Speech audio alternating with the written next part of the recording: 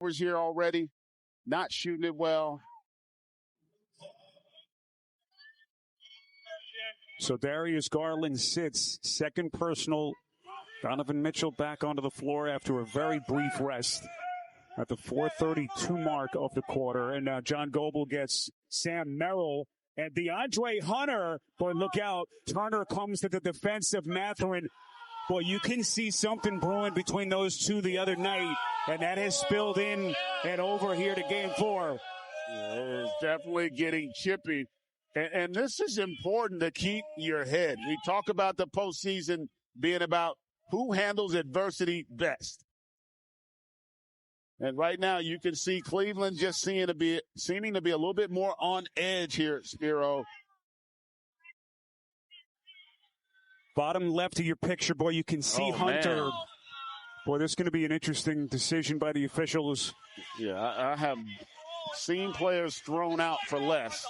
And here's right there, right at the right of your picture. Altercation, it's under review. No doubt the officials will go back and see that part of the play. Those two were hit with double technicals the other night. They were jawing at each other. This was early in the series, opening game, the hard collision, Mathurin stepping over Hunter when he came down and injured that thumb. This was the other night, the quick double technicals, the jawing. Mark Davis quickly trying to defuse the situation. So that thing has been boiling over right from the start of this series. And it's going to be interesting to see how the officials view this, because those are acts with malice is generally how you would look at it. Then you got Miles Turner coming over, the shove from the back, coming to the defense of his teammate. And you would expect that they're going to go, because you pointed it out, there was an initial fracas underneath the basket in that possession that led to Hunter retaliating. Rick Carlisle had to be held back by his assistants. He started jawing at the officials just now. Again, our crew tonight, John Goble, Kevin Scott, Curtis Blair. Brent Barnaky is our alternate, and in the replay center, Justin Van Dyne and Zach Zarba tonight.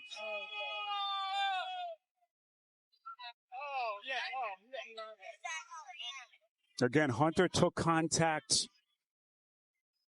right there. That kind of a little bit of I don't want to say a punch, but the extension of the right arm from Mathurin. DeAndre Hunter's a pretty mild-mannered guy. For him to respond like that, you knew there's something had to happen. But even if something happens, if you're DeAndre Hunter, you can't respond like that. You can't escalate. You're too important to your team. This game, in a lot of ways, it's got to feel like a Game 7 for you. You can ill afford to go down 3-1 in this series, and you got to keep control of your emotions. DeAndre Hunter acquired in the midseason deal right at the deadline for Karis LeVert and George Niang, a guy who has been so good for this team. Really took them to a different level. Wing defender, guy who could knock down the three at a high level.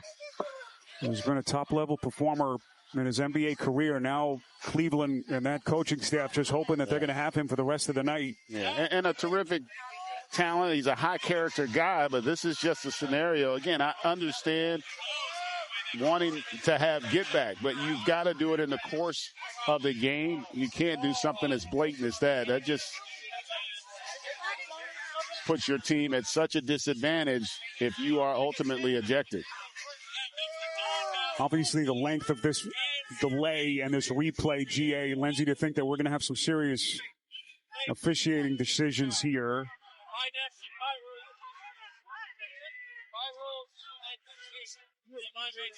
This will be a huge call here.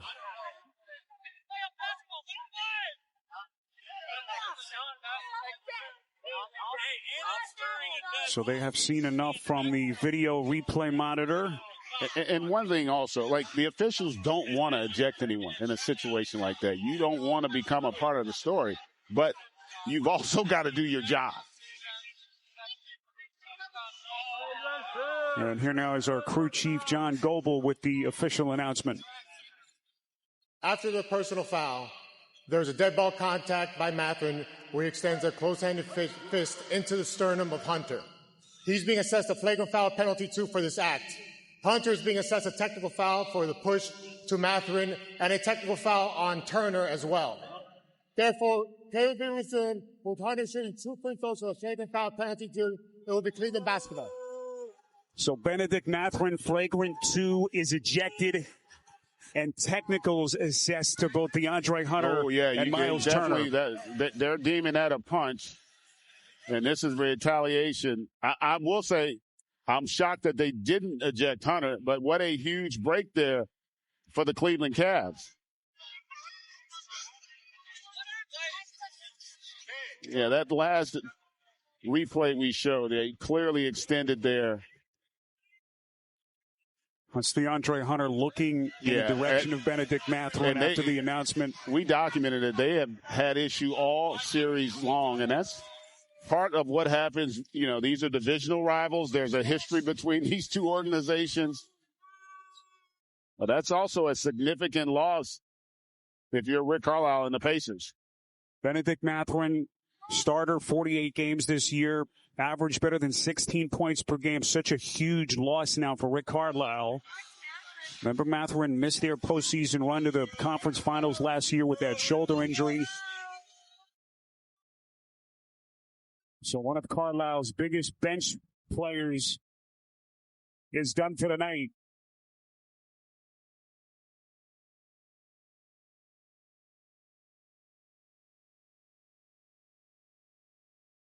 GA, always interesting to see psychologically how teams respond from something like this, especially on the playoff stage, as Cleveland desperately tries to get its offense on track. And the Pacers are in control here early, right?